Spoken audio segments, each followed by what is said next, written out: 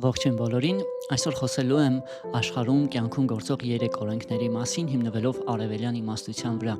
Բոլորս գիտենք, որ մարդկանց կյանքը կարգավորվում է որոշակի օրենքներով, նույնիսկ պետությունը որոշակի օրենքներ է սահմանում, որպեսզի իր երկրում մարդկանց կյանքը կարգավորի։ Նույն ձևով էլ կան որոշակի օրենքներ, որոնք գործում են ամբողջ աշխարհում, ամբողջ տիեզերքում, դրանցից որոշները մենք կարող ենք մեր աչքերով տեսնել, օրինակ կարծում եմ ոչ ոք կասկածի չի ենթարկի ձգողականության ուժը, կամ ձգողականության օրենքը։ Մենք գիտենք, երբ որ օդից ինչ-որ առարկա բաց է ստողնում, ինքն ընկնում է գետնին, ինչի որովհետև երկիր մոլորակը ձգում է, բոլոր առարկաները այդ ձգողականության ուժն է։ Այսինքն դա ինչ-որ բան է, որ մենք կարող ենք տեսնել ու դա կասկածի ենթակա չէ։ Բայց կան որոշակի ավելի նուրբ օրենքներ, որոնք մարդու աչքը չի կարող տեսնել։ Մենք չենք կարող այդ օրենքները նույնպես տեսնել, ինչպես տեսնում ենք ձգողականության օրենքը, բայց միևնույնն է, այդ օրենքները գործում են ոչ պակաս դիպուկ, քան այն օրենքները, որոնք որ մենք տեսնում ենք, ու այդ օրենքների մասին մենք իմանում ենք իմաստուններից, որոշակի իմաստություններից, փիլիսոփայություններից, որոշակի հոգևոր սուրբ գրություններից, ու իմանալով դրանք նաև դրանք հաստատվում են մեր փորձով, մեր առօրյա փորձով ու մեր տրամաբանությամբ։ Ու այսօր խոսելու եմ այդպիսի հենց 3 օրենքների մասին, որոնք գործում են մեր կյանքում։ Իմանալով այդ նուրբ օրենքները մեր աշխարհում տեղի ունեցող, մենք կարող ենք ավելի լավ հասկանալ կյանքը, կարող ենք հասկանալ մեր բազմաթիվ խնդիրների պատճառները ու իհարկե գտնել մեր խնդիրների լուծումները։ Եվ այսպես առաջին օրենքը, որի մասին այսօր կուզեի խոսել, դա պատճառահետևանքային կապի օրենքն է։ Այդ օրենքը տարբեր փիլիսոփայություններում, տարբեր հոգևոր ուղիներում տարբեր ձև է անվանվում, օրինակ արևելյան իմաստության մեջ այն անվանվում է կարմայի օրենք։ Մենք սովոր ենք այն կոչել ճակատագիր, երբեմն անվանում են պատճառահետևանքային կապ, բայց այդ տարբեր անվանումներից նրա էությունը չի փոխվում, իսկ այդ էությունը կայանում է նրանում, որ մեր ցանկացած քայլ բերում է որոշակի հետևանքի, ու մեր տեղի ունեցող ցանկացած իրադարձություն այդ այս կամ այն ձևով նախկինում մեր արածների հետևանքն է։ Բառացիորեն կարմա բառը նշանակում է գործողություն կամ գործունեություն, ու կարմայի օրենքը ենթադրում է, որ մեր կատարած կարման, այսինքն մեր կատարած գործողությունը կամ բոլոր գործողությունները իրենք բերում են որոշակի հետևանքի, ու երբ մեր կատարած քայլը, այսինքն կարման բերում է որոշակի հետևանքի, այդ շղթան, այդ շրջապտույտը կոչվում է կարմայի օրենք։ Ու մենք ապրելով այս աշխարհում անընդհատ որոշակի կարմա ենք ստեղծում, կարմա ենք գործում, այդպիսով որոշակի կարմա ենք ստեղծում ապագայի համար։ Ընդ որում ասեմ նաև, որ մենք կարմա ենք գործում 3 ձևով՝ մեր արարքների միջոցով, մեր խոսքի միջոցով ու մեր մտքերի միջոցով։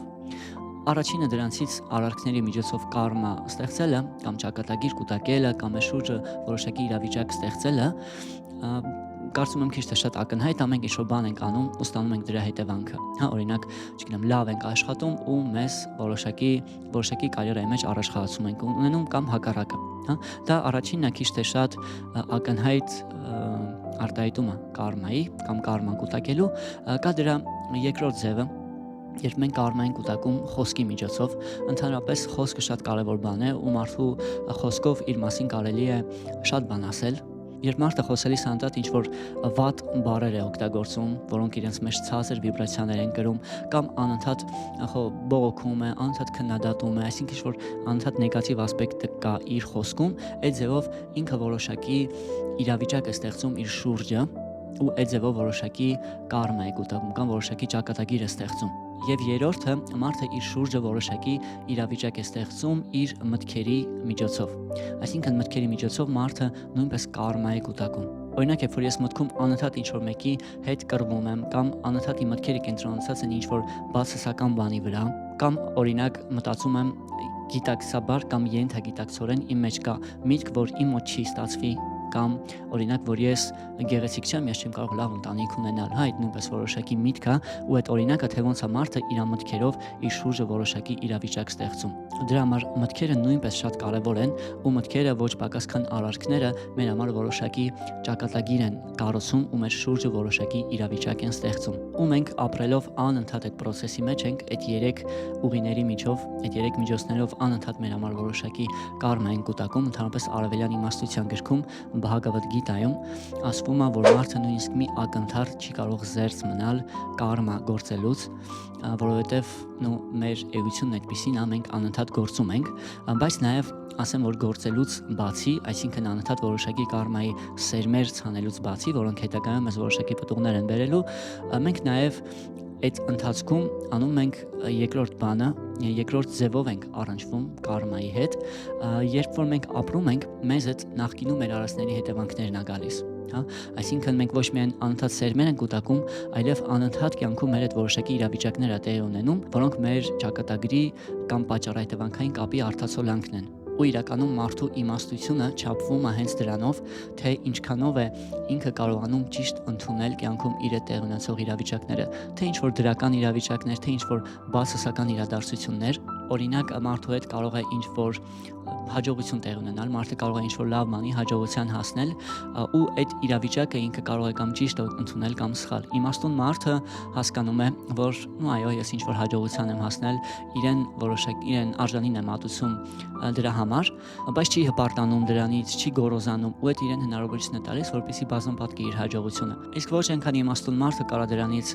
գոռոզանա, հպարտանա, հարբի, դառնա ավելի ծույլ, հա, ու ձևով կորցնի այն հաջողությունը, որ ինքը ասել է։ Նույն ձևով բացասական իրավիճակները, որոնք կարմայով կամ ճակատագրով կամ պատճառահետևանքային կապով մեզ գալիս են, իմաստուն մարդը կարողանում է դրանք ճիշտ ընդունել, կարողանում է հասկանալ, որ այս ձևով կարման որոշակի ձևով արտահայտվում է իմ համար, ամեն դեպքում կարողանում է իր ներքին խաղաղությունը, ներքին հանգստությունը պահել, կարողանում է ճիշտ հետևություններ անել ու կարողանում է քաղել այն դասը, որը որ կարմայով եկած այդ իրավիճակը իր համար ենթադրում է։ Իսկ ընդհակառակը այն մարդը, ով որ գիտակցված չի ապրում, ով որ չգիտի այդ օրենքները, իրանք հաճախ չարանում են, հաճախ ըմբոստանում են, չեն հասկանում, թե ինչի է այս կամ այն իրավիճակը տեղի ունենում, այսինքն իմաստությունը չի բավարարում, որպեսզի մարդը այդ օրենքների հետ ճիշտ առնչվի ու ճիշտ ընդունի այդ օրենքներով եկած այս կամ այն բանը։ Այդ հենց ամենակարևոր ցուցիչն է մարդու իմաստության։ Ու ի վերջո, այս առաջին օրենքը, որի մասին ես խոսում էի, պատճառահետևանքային կապի մասին օրենքը, ի վերջո որոշակի դպրոց է մեզ համար, որի միջով մենք անցնում ենք ապրելիս ու մենք անընդհատ այդ իրավիճակի մեջ ենք, անընդհատ որոշակի ճակատագիր ստեղծելու կամ կուտակելու ու անընդհատ առնչվելու մեզ տեղ ունեցող որոշակի իրավիճակների հետ ու դառնալ իմաստուն նշանակում է հենց հասկանալ, թե ինչպես ճիշտ գործել ու ինչպես ճիշտ ընդունել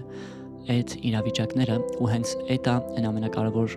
պատճառը, կարևոր նպատակը այս օրենքը լավ հասկանալու, լավ իմանալու համար։ Չնայած որ ես պլանավորել եմ միանգամից բոլոր 3 օրենքների մասին պատմել, տեսնում եմ, որ իմ ժամանակը վերջանում է, ուստի մյուս 2 օրենքների մասին կպատմեմ հաջորդ առանձին 2 վիդեոներում։